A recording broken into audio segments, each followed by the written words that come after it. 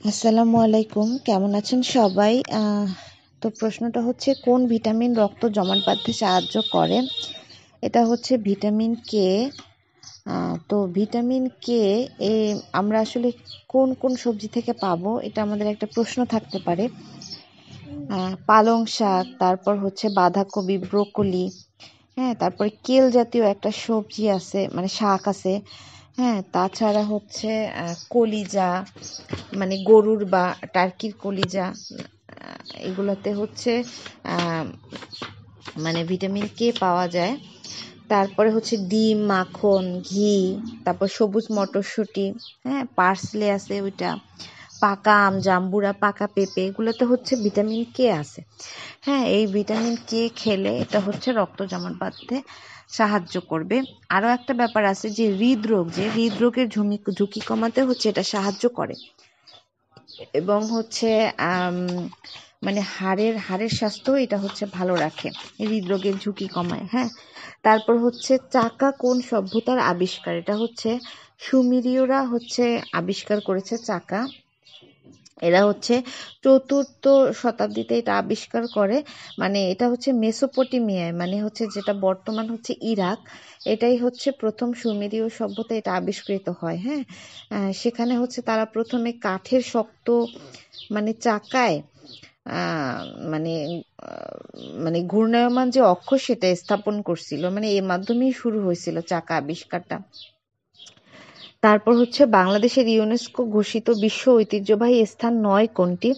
এখানে যে 4টা অপশন ছিল তার মধ্যে ঢাকাই জামদানি এটা একটা অপশন ছিল, এটা হচ্ছে ঐতিহ্যবাহী স্থান নয়। ঢাকাই জামদানিটা হচ্ছে বাংলাদেশের একটা জিআই পণ্য, মানে বাংলাদেশের নিজস্ব এবং ঐতিহ্যবাহী একটা পণ্য। মানে মানে এইটা হচ্ছে জিআই পণ্য, কিন্তু ইউনেস্কো ঘোষিত বাংলাদেশের 3টা ঐতিহ্যবাহী স্থান আছে। একটা হচ্ছে বাগেরহাটের ওই যে মসজিদ, হ্যাঁ, মানে 7 গম্বুজ যে মসজিদ সেটা।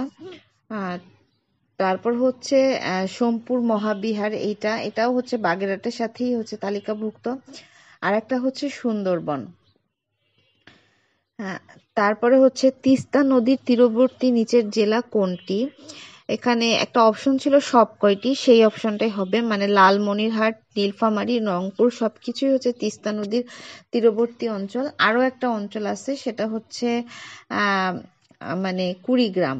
হ্যাঁ, এই 4টা মানে লালমনিরহাট, রংপুর, কুড়িগ্রাম, গাইবান্ধা, হ্যাঁ, এইগুলো হচ্ছে এই তিস্তা নদীর 4টা জেলা। এই নদীটা হচ্ছে ভারতের সিকিম এবং পশ্চিমবঙ্গ রাজ্যের মধ্যে দিয়ে হচ্ছে প্রবাহিত হয়েছে। আর এই যে তিস্তা নদীটা, এইটা কিন্তু মানে কি বলবো, হ্যাঁ, এটা কিন্তু মানে দেশের কৃষি এবং জীবন বৈচিত্র্যের জন্য খুবই দরকারি একটা মানে, কিন্তু এটা উত্তরবঙ্গের মানুষের জীবনরেখা হইলেও এটা শুষ্ক মৌসুমে এটা হচ্ছে খুবই পানির অভাব দেখা দেয়, যার কারণে এটার জন্য আমাদের দেশের মানুষজন খুব ক্ষতিগ্রস্ত হয়। তারপরে হচ্ছে যে মানবদেহের কোন অংশে নিউমোনিয়া রোগ হয়? এটা হচ্ছে ফুসফুসে। হ্যাঁ, ফুসফুসেই হচ্ছে মূলত এই রোগটা হয়।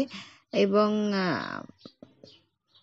এই যে ব্যাকটেরিয়া, ভাইরাস এবং ছত্রাক, এটাতে হচ্ছে এই ফুসফুসের যে অ্যালভিউলাই সেটাতে প্রবেশ করে প্রদাহ সৃষ্টি করে।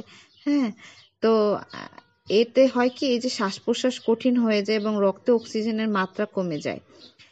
আর এই নিউমোনিয়ার লক্ষণগুলো হচ্ছে যে কাশি হবে এবং শ্বাসকষ্ট হবে। কাশিটা হবে কফ সহ হতে পারে, আবার ছাড়াও হতে পারে। বুকে ব্যথা হবে, খুব জ্বর হবে, ক্লান্তি হবে এবং বিভিন্ন পেশি ব্যথা করবে। হ্যাঁ, এবং শ্বাস নেওয়ার সময় বুকে হচ্ছে গড়গড় শব্দ হতে পারে, এরকম। তো আশা করছি সবার ভালো লেগেছে। সবাই ভালো থাকবেন। আল্লাহ হাফিজ।